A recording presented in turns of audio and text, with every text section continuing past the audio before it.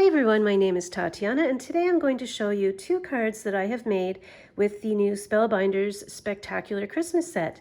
This card is made with the Spectacular Bear set and this card is made with the Spectacular Santa die set. And we're also going to make two fun backgrounds using a Spellbinders tool that is really easy to use. I have this photocopy to show you what is available in this set. I don't have the color version.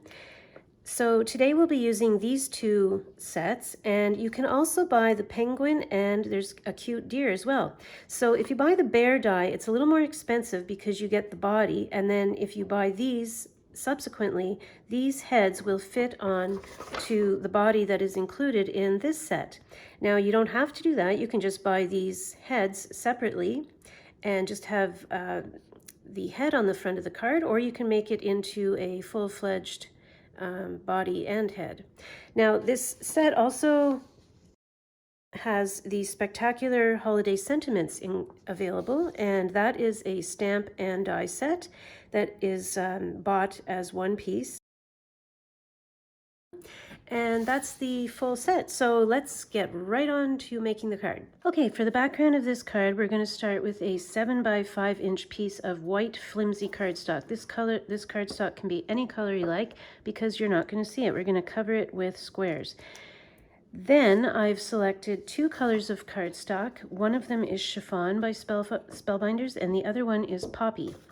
I also have this handy dandy tool, which is right now in the storage position. It's a 1-inch punch by Spellbinders, and it is in, like I said, the storage position, and you want to open it up, you just click that lever and it's ready to go. So because this card is going to be 7 by 5 inch, you need 35 squares. And so if you're using two colors of cardstock, you would just divide 35 by 2, and you would get 17.5. So because we're not using half squares, we are just using squares, you would round up for one of them and you would need 18 squares of one color and 17 squares of another. Now, because I make a lot of mistakes and having had to start this video over 3 or 4 times, I've already cut out 18 squares of chiffon cardstock. And now we'll move on to the other cardstock. We'll only need 17 squares of Poppy. And the reason that I chose these two colors in particular was because they look Christmassy to me. They're sort of I would call them a playful Christmas. And because the dies that we're using today are sort of playful looking, I would not call them like serious dies, let's say. I chose these colors because they look, I think pink and red looks kind of playful together. It's not, like traditional, like dark red and dark green. There's something about punching cardstock that feels really pleasurable. I don't know why that is, but okay, 2, 4, 6, 8, 10. So we need 7 more. 1, 2, 3, 4, 5, 6. Whoops. 7. Okay. So you have your 7 and your 8. Then I'm going to take a piece of washi tape. Just to secure my paper down onto the surface, just so it doesn't move. And I don't have my glasses on, so let's see if I can even see what I'm doing here. And I'm going to use glue. And I'm just going to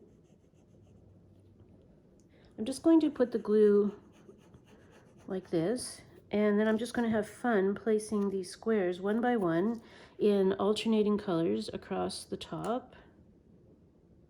I wrote a note the Sunday, symptoms like how I forget. Then washed my pants on Monday, forgot I had it there in the pocket for the doctor, but my writing wasn't there.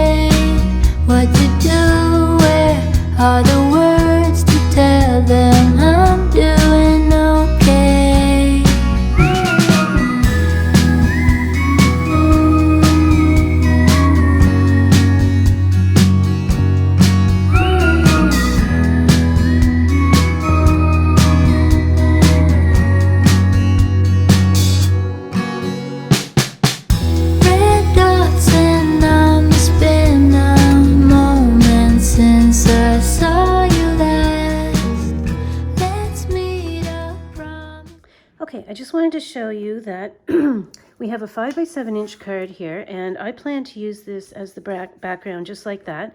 But if you wanted to just have, say, a checkerboard style as a border, this is how it would look. And if you want your card to look like this with the border effect of checkerboard, you obviously wouldn't have to put in these, you wouldn't have to waste these squares in the middle because nobody's going to see them. So you could just put the ones around the outside, and you would have, if I was going to do this, I would probably use a color that matched, like the same color cardstock on top, just like that.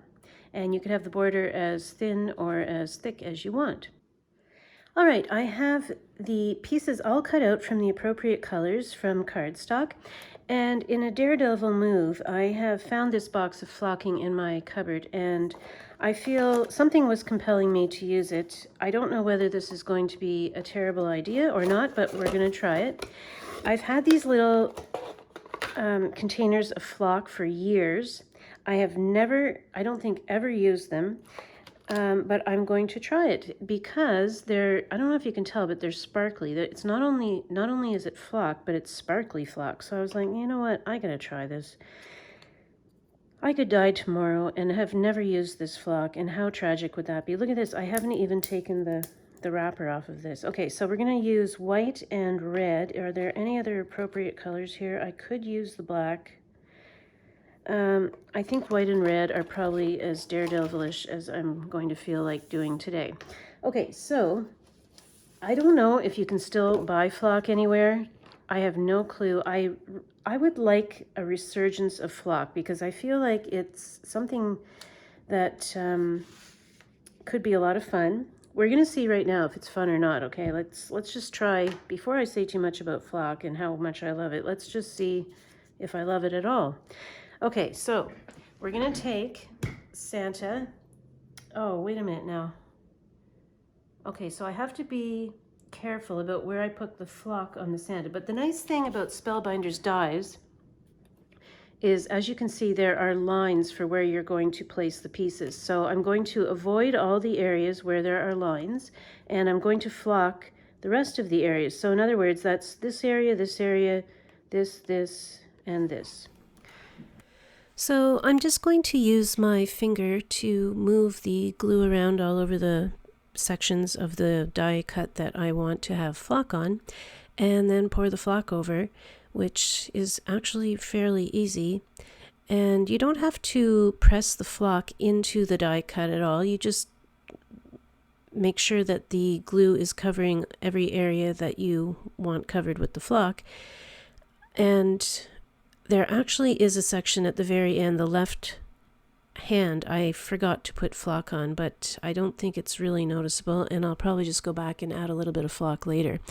The only thing about this flock, as I mentioned before, is that it has glitter in it, and there is a point during this application of the flock where it does get a little bit messy, but otherwise I enjoyed using the flock, and I would definitely use it again. Oh, is that ever pretty? Look at how pretty that is. It's all sparkly. Okay, let's see here. Whee! Oh, this is cool.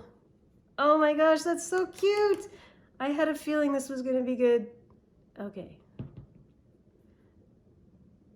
Oop. Okay, what do you think of that? Wow, look at that. It's like furry glitter. Oh my gosh, I love it. Okay, I'm making my predictions now. The next big thing in the craft world is going to be flock. Bring flock back. Bring flock back. I wrote a note the Sunday, symptoms like how I forget. Then washed my pants on Monday, forgot I had it there in the pocket for the doctor. But my writing wasn't vague. What to do? Where are the words to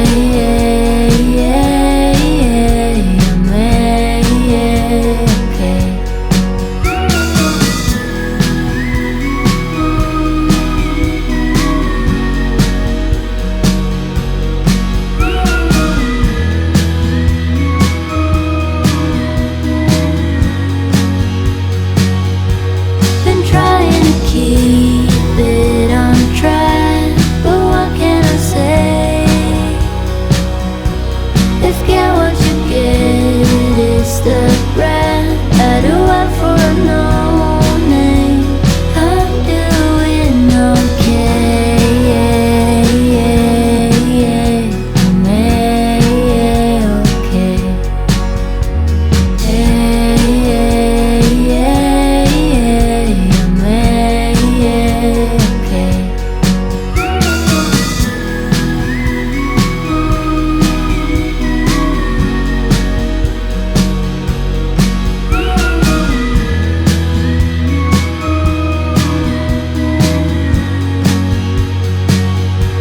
Been trying to keep it on track, but what can I say? If get what you get is the brand I do have for a no name. I'm doing okay. I'm okay.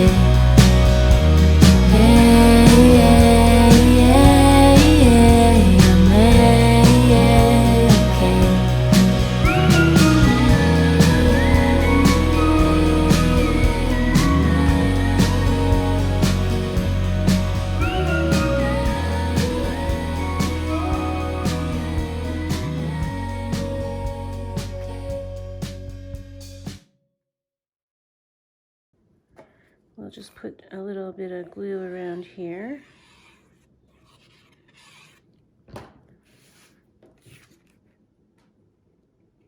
And these are called essential dies, I believe, because they are actually essential. I use them all the time. These nesting dies are so wonderful. I mean, if you want to make your cards just, once again, the phrase level up. If you want to level up your cards, layer them.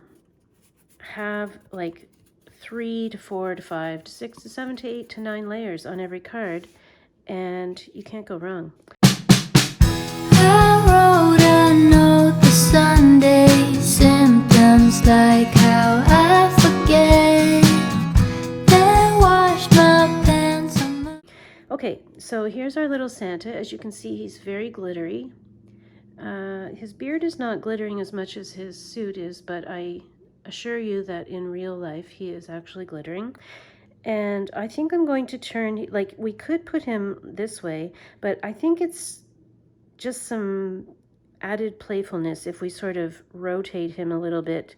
It makes him look like he's leaning in. And I think we'll put some foam tape on the back of him as well. Because, once again, we are zhuzhing this up for the internet. I wrote a note the Sunday, symptoms like how I forget, then washed my pants on Monday, forgot I had it there. Let's even put him so that the top of his hat is sort of leaning off the top of this oval. There we go. Nice. This is the Hero Arts Season's Greetings stamp set, as you can see here. And it comes as one solid stamp set, and you stamp it all at once, and then they have a die that will cut it out. I don't have that die, so I've just cut out, or I've just stamped the bottom of that stamp.